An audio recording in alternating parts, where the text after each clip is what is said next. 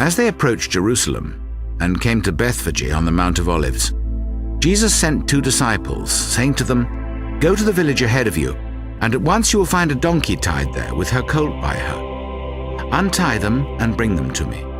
If anyone says anything to you, tell him that the Lord needs them, and he will send them right away." This took place to fulfill what was spoken through the prophet. "Say to the daughter of Zion, see, your king comes to you gentle and riding on a donkey, on a colt, the foal of a donkey."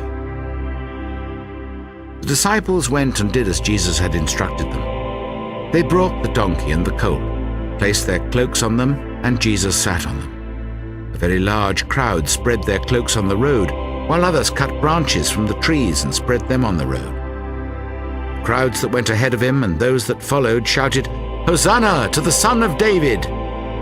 Blessed is he who comes in the name of the Lord! Hosanna in the highest!" When Jesus entered Jerusalem, the whole city was stirred and asked, "Who is this?" The crowds answered, "This is Jesus, the prophet from Nazareth in Galilee."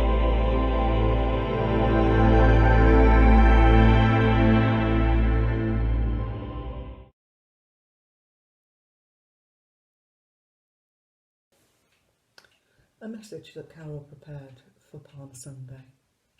She writes, "Whenever Mike and I went out on unknown journeys, we were quite inquisitive to see where new roads would take us. Sometimes we found ourselves in dead ends, roads blocked by uncrossable fords, and on one occasion left with the back wheels stuck down a gully at the side of the road as Mike tried to turn the car around. When we look at the journey Jesus took on Palm Sunday, we discover there was nothing unusual about this road.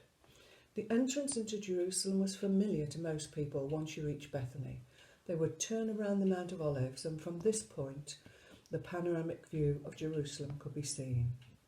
During the feast of the Passover, it was a journey travelled by millions to celebrate this feast.